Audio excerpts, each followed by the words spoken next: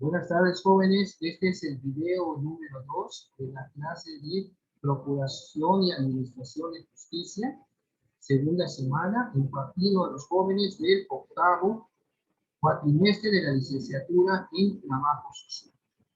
Continuamos con el tema de hoy, que es la criminología. Ya una vez expuesto en qué consiste nuestra ciencia, es muy importante, incluso va a ser la profesión de ustedes, vamos a visualizar un video de cómo ha evolucionado la criminología en México, para que vayan teniendo ustedes una idea, visualizando este video, del desarrollo de tan importante ciencia. No solamente es lo que ya se ha expuesto con la televisión, el contenido del video y del video anterior, sino que ustedes vayan teniendo ya una idea visual de esta ciencia y de su a través del siguiente video que les voy a pedir.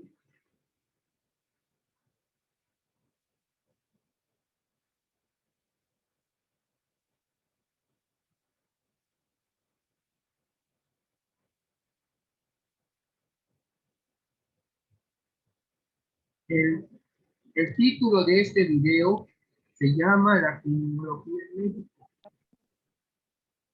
Avísenme por favor si ya se está visualizando. Sí se ve, profe. Ok, está cargando. Hola, buenas tardes, compañeros y profesores. El tema que hoy abordaré será la criminología en México. Esta, como una ciencia multidisciplinaria de la psicología, que surge de manera preventiva al delito futuro, ya que ésta se encarga de estudiar a la víctima, el delincuente, el crimen y el factor detonante que influyen para que una persona se convierta en delito. Para entender un poco más sobre esta ciencia, tomaré como punto de partida algunos de los impulsores de la criminología. ¿Qué más me tengo que echar? Estudios y postulados. Delineador abajo. La base de la Posteriormente, continuaré con el padre de la criminología mexicana, el licenciado y doctor Alfonso Quirós Cuarón, junto con sus aportaciones logrando dar su importancia y abrir un gran camino a la criminología en México.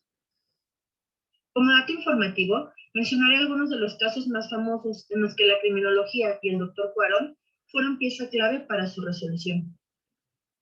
Seguiré con un breve resumen de los temas de relevancia que maneja esta ciencia, como base del análisis y prevención del delito, lo que llevará a la importancia de la criminología. Finalizaré con una conclusión personal respecto a la importancia de la criminología en nuestro país. Ahora bien, ¿quiénes son los precursores? César Lambrosio da las bases para esta disciplina basada en sus conocimientos antropológicos. Sostiene que el delincuente es un ser que se encuentra en una fase intermedia de la evolución entre el simio y el hombre. Considera que el delincuente lo es por ciertas deformidades craneales. Simplemente consideraba que si eras feo, eras propenso a ser delincuente. Rafael Garofalo da sus bases en las necesidades fisiológicas y antropológicas. Con una orientación jurídica, fue el impulsor de la pena de muerte y la eutanasia.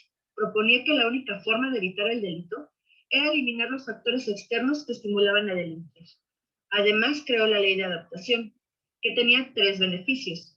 La satisfacción de la necesidad social de un castigo definido para cada criminal. El primer castigo era la sentencia de muerte. El segundo era la llamada eliminación parcial, que a su vez dividía en 2 ideas. El encarcelamiento a largo plazo o el aislamiento en colonias agrarias para jóvenes que podían ser rehabilitados. Los criminales que se negaban a modificar sus conductas serían eliminados de la sociedad de alguna manera u otra. Aquellos que se lograran corregir podían reincorporarse al sistema social como personas rehabilitadas.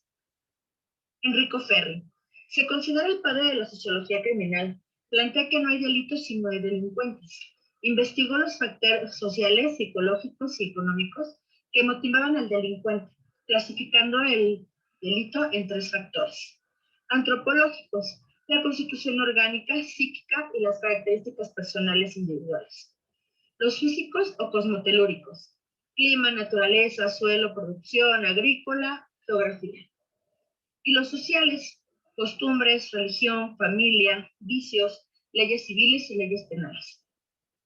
Ahora, ¿quién es Alfonso Quirós Cuarón? Nace el 19 de febrero de 1910 en la ciudad de Jiménez, Chihuahua. Estudió medicina en la Escuela Médico Militar en 1929, hizo servicio médico forense, estudió medicina legal y hizo suficientes autopsias como para especializarse en ello. En 1932, en la cárcel de Lecumberri, realizó los primeros estudios científicos sobre las personalidades atípicas de los reclusos y logró clasificarlas. Quirós sostiene entonces que la política criminal debe considerar no solo la reclusión, sino también la rehabilitación, haciendo prevención en los aspectos sociales, económicos y psicológicos. En 1939 realiza la carrera de perito en criminología, logrando así ser el primer licenciado en criminología en México de la Casa de Oro. En 1974 se funda la Sociedad Mexicana de Criminología, gracias a la iniciativa de Cuarón, con la finalidad de investigación criminológica, influir en la política y plantear las nuevas leyes penales. El 21 de junio de 1976 emerge el Instituto Nacional de Ciencias Penales, donde se trabajaron tres ramas: la criminología, las disciplinas jurídico-penales y la criminalística. Alfonso Quirós Cuarón fue uno de los doctores y abogados que sentarían las bases para que las carreras de criminología y criminalística se crearan y abrieran paso por todo el país. El 16 de noviembre de 1978, desvanece y cae al suelo víctima de un infarto, el cual le causa la muerte mientras impartía cátedra en la Casa de Oro.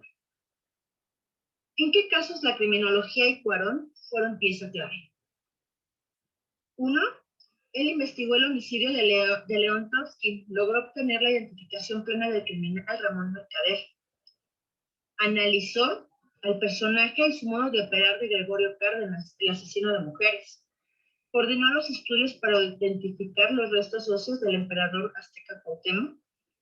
Reformó el sistema penitenciario en México y fue una pieza importante para que el Palacio de Lecumberri cerrara sus puertas definitivamente.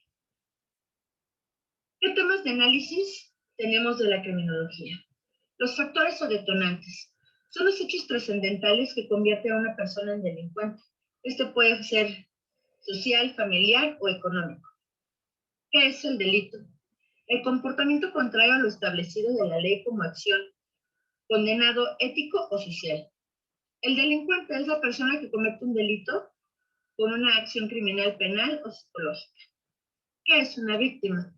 Es una persona que sufre un daño o un perjuicio a causa de una determinada acción o suceso. La victimología es el estudio de la causa por la que las personas son víctimas de un delito, como el estilo de vida lo conlleva a un mayor o a una menor probabilidad de ser una víctima. Es decir, la victimología estudia a la víctima y el papel que juega en el hecho delictivo.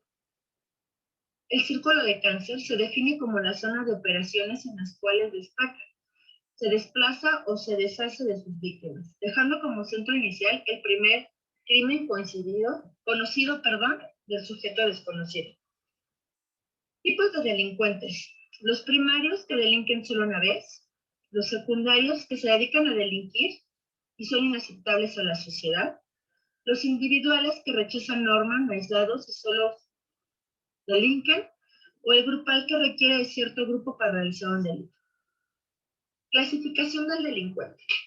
Un asesino, persona que comete un asesinato por beneficio económico o psicológico. El psicópata es aquel que sufre una enfermedad de índole cerebral, ya sea por herencia, crecimiento del lóbulo frontal, malformación de la hipófisis o de la tiroides, o un accidente antes de los 10 meses de vida. El sociópata se cree influenciado por lo que vive en esta sociedad y su conducta comienza a notarse con el paso del tiempo. El violador es una persona que profana la integridad física y psicológica de alguien sin su consentimiento, vía anal, oral o vaginal, de manera forzada, incluso con objetos ajenos al cuerpo humano. ¿Qué trastornos son los que podemos encontrar más frecuentemente en un delincuente? La psicosis es un estado mental de pérdida de contacto de la realidad, alucinaciones, delirios, cambios de personalidad, pensamientos desorganizados. La esquizofrenia paranoide, delirios indiferenciados, percepción escasa, esquizofrenia catatónica, esquizofrenia residual, desorganizada y el caos. La locura que es la pérdida de la razón o la distorsión de la realidad. Es la obstrucción del pensamiento y ausencia del raciocinio. Pueden presentar fobias, trastornos psicológicos que consisten en tener un excesivo e irracional miedo desencadenado por la cercanía o presencia de un objeto o situación. En ocasiones sin sustento real, taquicardias, alteraciones, nervios que incluso pueden provocar la muerte. Las filias, que son atracciones apasionadas, surgidas con determinadas situaciones personales, predominando el aspecto psicológico, yendo desde la patología a lo normal. Las parafilias es la necesidad psicológica de satisfacer un gusto normalmente sexual, que constantemente se incrementa considerando las parafilias como una enfermedad mental progresiva y degenerativa. Las características específicas de ella es que la mayoría de ellas requieren un tercero. Estas se clasifican en típicas y atípicas. ¿Qué es el perfil psicológico? Es el conjunto de características que reúne un ser humano que determina su carácter, actitudes, aptitudes y los comportamientos frente a una situación particular. Este se utiliza cuando se tiene a la persona de frente para estudiar. Perfil criminal. Son características biográficas del estilo de vida del responsable de varios crímenes que aún no ha sido identificado. Tiene como objetivo determinar características del presunto culpable para disminuir el rango de posibles víctimas. Prevención.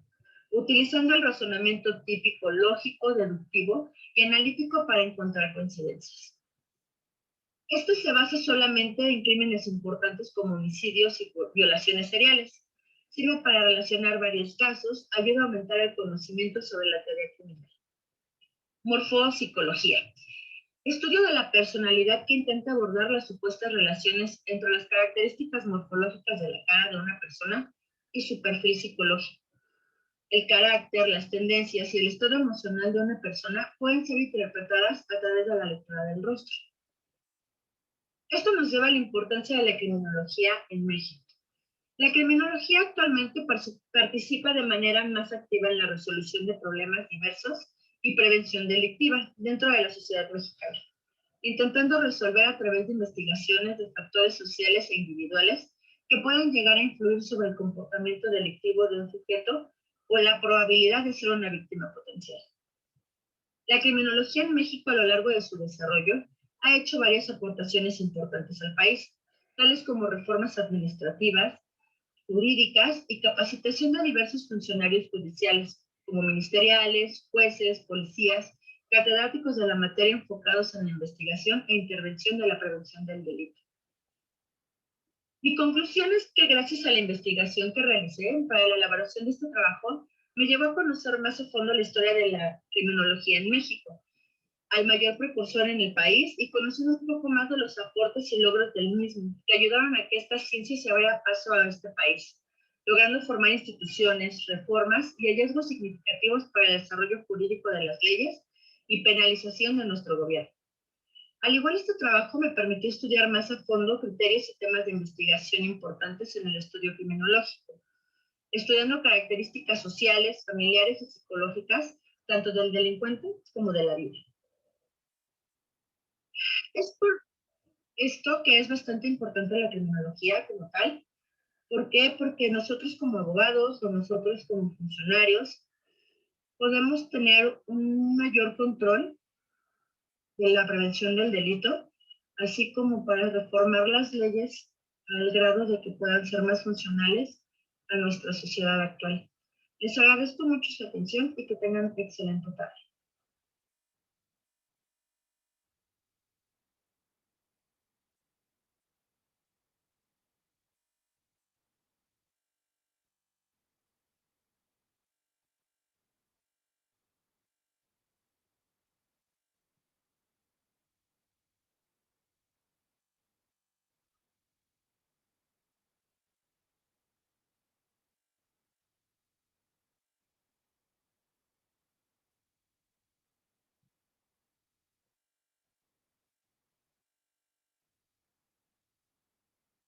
Vamos a continuación, jóvenes, a ver este otro video que van a hablar sobre la diferencia entre criminología y criminalística. Ya vieron que al principio de la clase se hizo referencia a la criminalística viene siendo propiamente una técnica y no confundir con la criminología.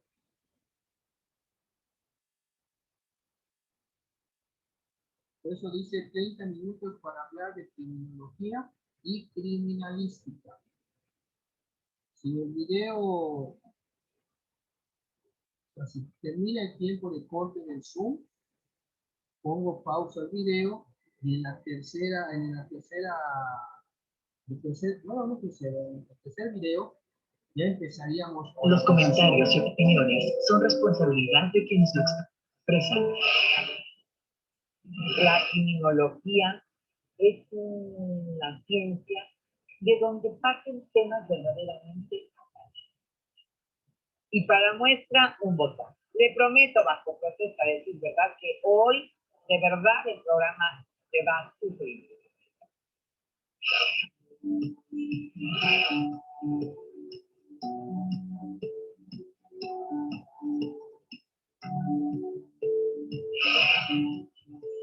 Te doy la bienvenida y mi agradecimiento por su asistencia al estudio a Lolja Pérez Landa. Ella es criminóloga y psicóloga. Hola, Leti, pues muy contenta de estar contigo y pues muy emocionada porque voy a hablar de algo que me encanta y que me apasiona. Bueno, para empezar, yo quisiera que nos dieras a conocer las grandes diferencias entre lo que es criminalística y criminología. Ok, bueno, estamos viviendo una época en donde sobre todo los jóvenes como que están invadidos por toda la información de las series, las películas, ¿no?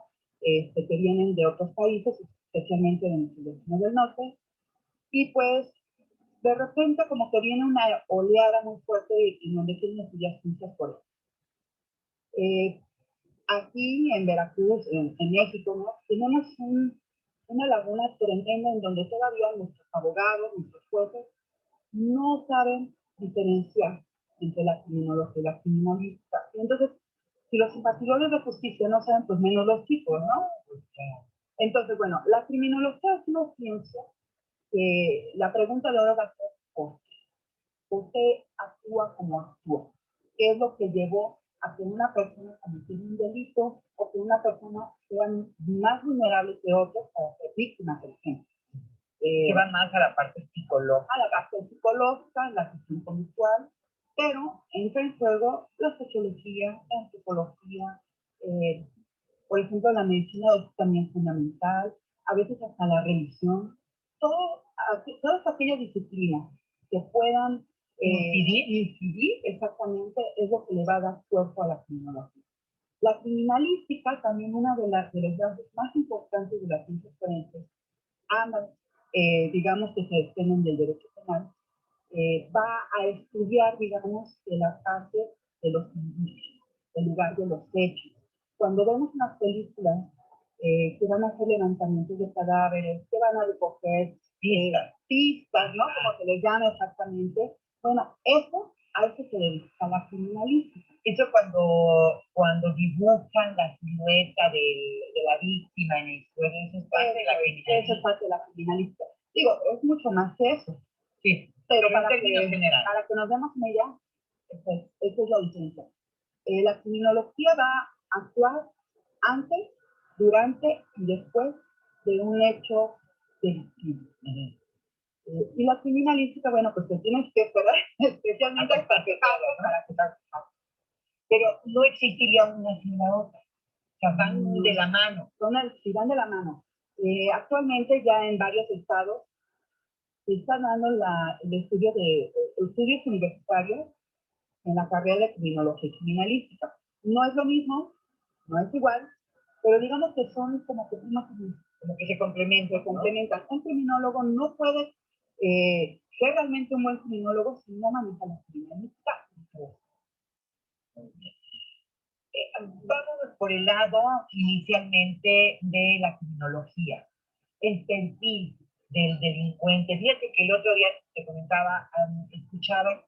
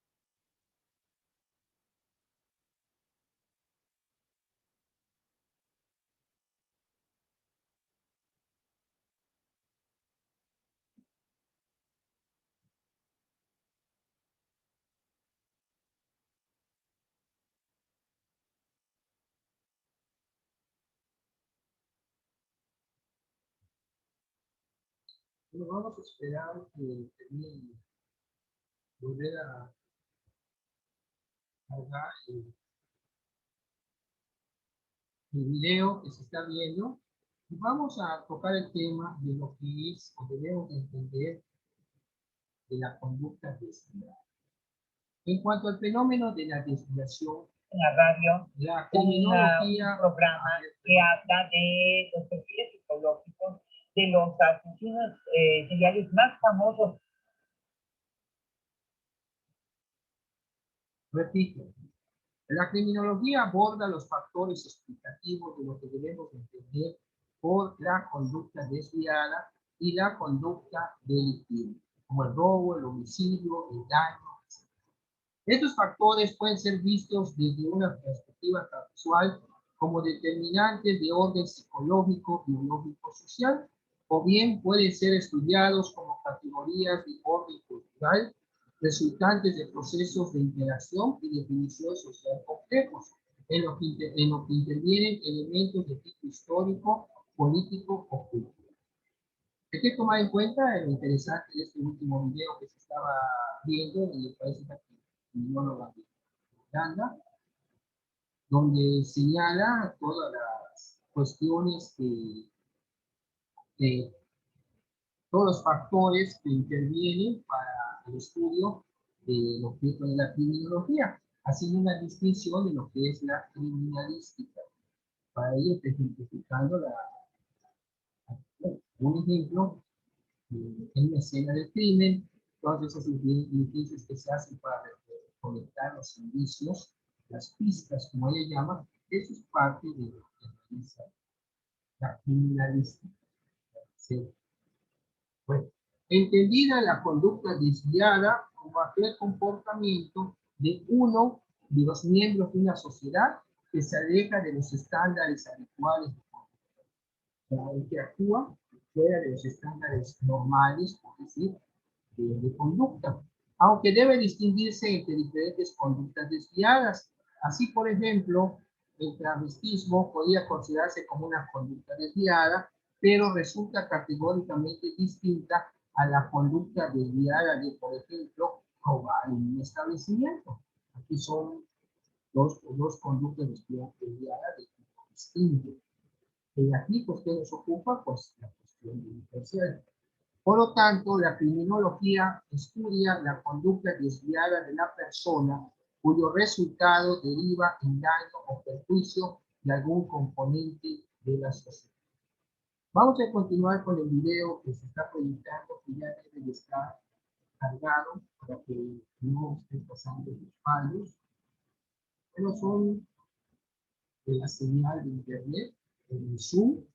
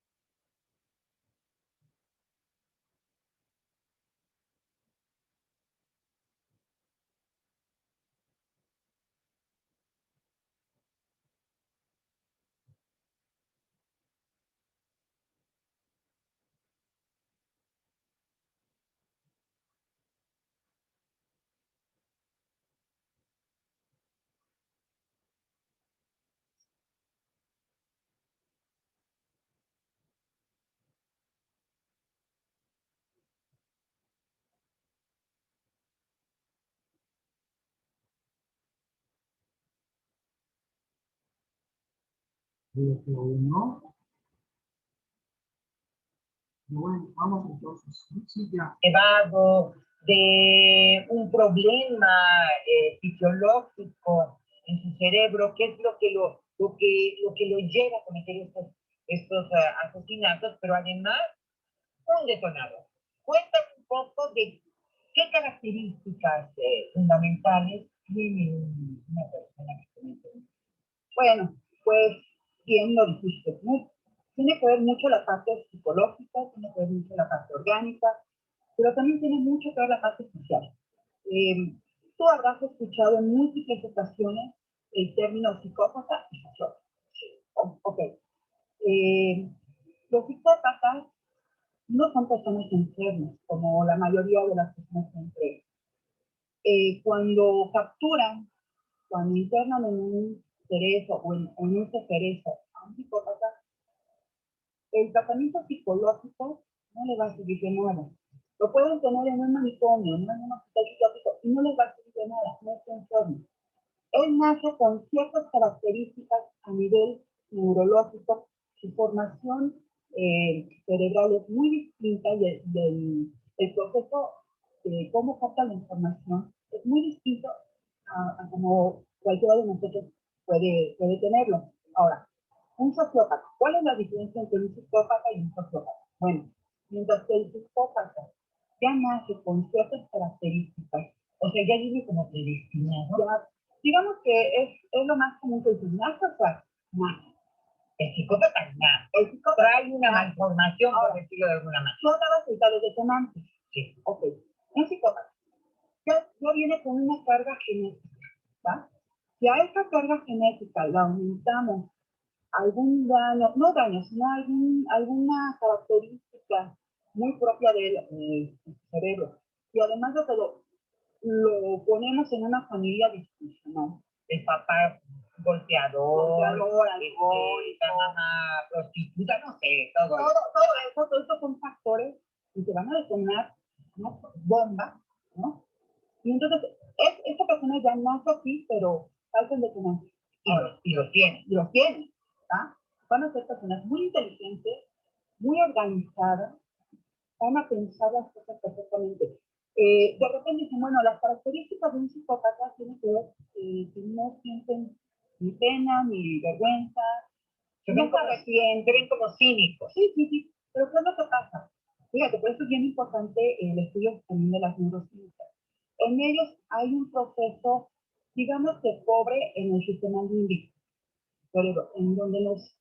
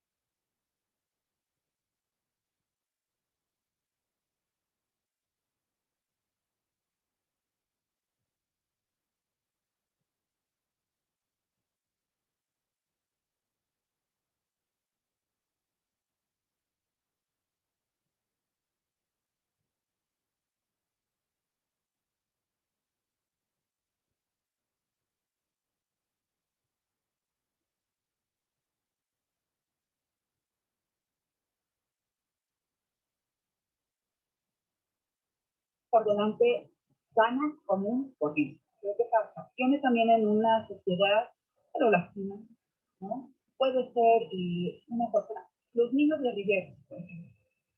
El niño sicario El niño sicario, es así como que el punto sobre la llave. O sea, ellos, los sociópatas, nacen con personas normales, que nacen sanos, pero en medio de la ansiedad es lo que hace de tal forma que ellos responden así. Imagínate un niño sicario.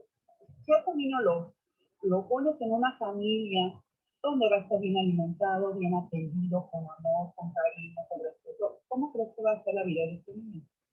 Pleno. Pero si este niño, desde muy pequeño, y lo aleja de sus papás, y lo trata a punta de golpes, de humillaciones, con hambre, con violaciones, etc., es un niño que cuando sea adulto puede ser un verdadero agresor, ¿no? Desde cualquier ámbito. ¿Cómo ves tú a través de todos estos estudios que has hecho, que te has preparado profundamente, ya decíamos en criminología, en criminalística, pero además de psicólogo, y has estudiado las neurociencias. ¿Cómo ves lo que está pasando en México? ¿A partir de qué? Wow, mira, esto es bien interesante. El día domingo tuve la oportunidad de ir a una conferencia y bueno, algunos de los maestros con los que compartí el espacio, que también son conferencistas, uno especialmente hablaba de la militarización en México. Y entonces, bueno, pues hablamos de política criminal y todo esto, y llegamos a la conclusión que sigue siendo mucho dinero para tener mayor Fuerzas Armadas. Fuerzas Armadas. Me parece que desde Felipe Calderón es cuando Sí, se claro. invirtió más. ¿Ha desaparecido este fenómeno? No, se ha presentado. Le puedes invertir todo el dinero que quieras, pero no van a cambiar las cosas. El problema no tiene que ver con el dinero que se emplea en la seguridad. No, ¿qué es lo que estamos haciendo desde el interior de nuestra ciudad? Solamente lo que está haciendo el sistema, lo que está haciendo el gobierno es atacar los síntomas. Pero la infección, la podredumbre sigue ahí y se sigue generando, se sigue presentando. Mientras no le estemos dando a nuestros hijos una educación basada en valores, en principios, en amor, todo eso, pues pueden invertir en granadas, en armas. No podemos para Lo único que se está haciendo es haciendo desde el territorio nacional un campo de batalla. Ahora, se está yendo, los recursos se están desviando hacia la seguridad y hacia la educación, hacia la cerca. O sea, estaba viendo hoy en la mañana las diferencias educativas entre Estados Unidos, por ejemplo. Ya no te voy a decir Europa, vamos a hablar de Estados Unidos. Entre Estados Unidos y México incluso está nacional. Allá tienen albercas, tienen canchas deportivas increíbles. Oye, Leti, es tan triste que tú vas a la escuela y los baños ni siquiera tienen agua. ¿Sí? Las aulas están, ay, no sé, deterioradas. hasta me dio escalofrío, ¿no? O sea, oscuras, deterioradas.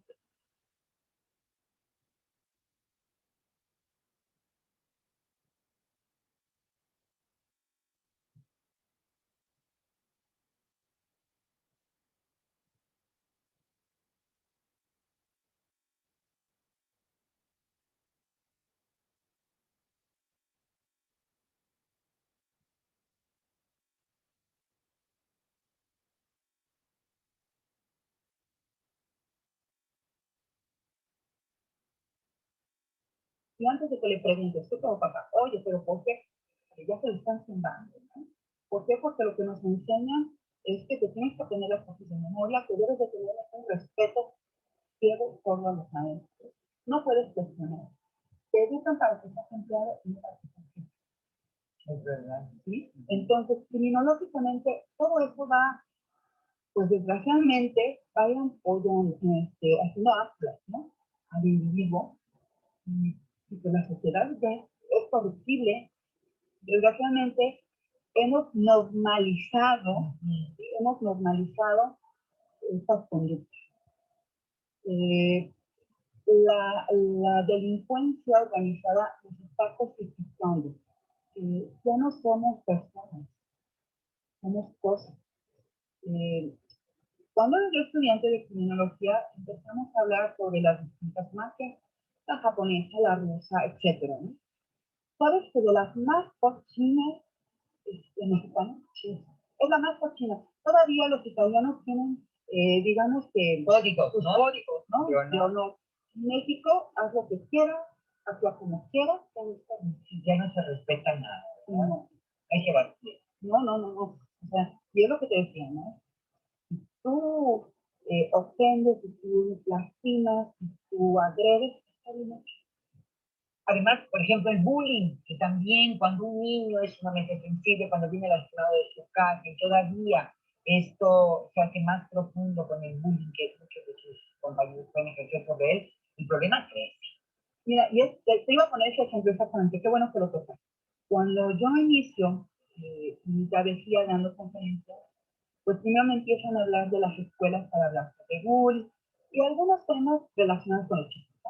Pero ahorita retomando lo del bullying. Uno piensa que el bullying lo viven los chicos, los estudiantes.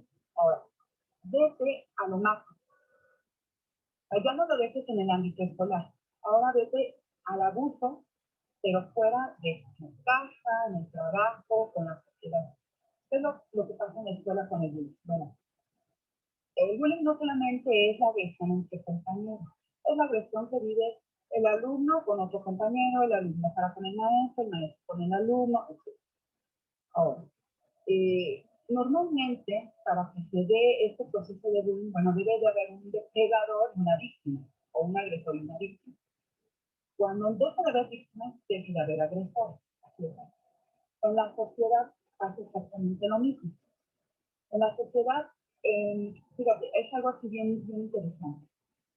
Se ha hablado, no sé si has escuchado de múltiples personas de la prevención del delito. Sí, claro. ¿Sí? La SOP manda gente para que hable a los chicos sobre prevención, seguridad pública, por todos lados.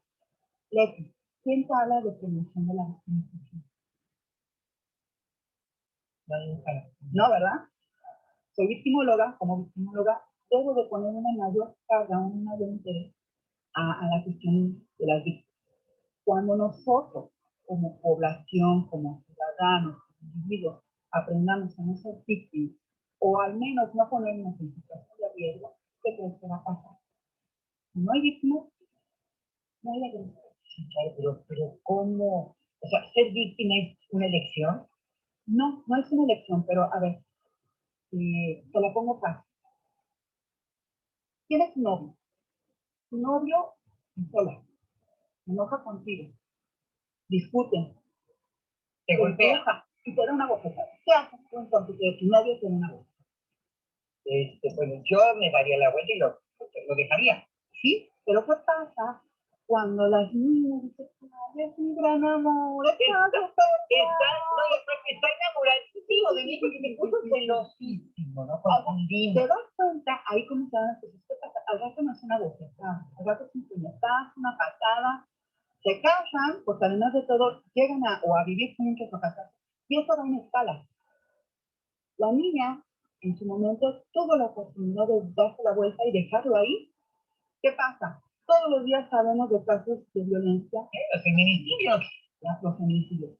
Ahora, vamos a pensar que tú vives en una colonia difícil y donde sabes que hay delincuentes, malandrines, que es una colonia oscura. Dime, ¿tú pasarías a altas horas de la noche? A la 1 de la mañana. A 1 o 2 de la mañana, con tus alhajas, con tu celular ahí hablando. O sea, ¿qué va a pasar?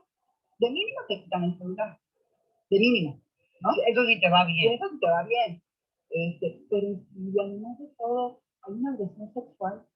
Pero también existen los casos en donde tú estás en un lugar conocido y te conviertes en víctima. Claro, eso se da mucho, sobre todo, ¿te acuerdas? Todo lo que ha pasado en Veracruz, ¿no? Los cortes y todo eso. Son chicos universitarios que van a tomar, que van a convivir, pues como cualquier chico que está viviendo esta etapa padre, ¿no? ¿Y qué pasa? Pues los chicos.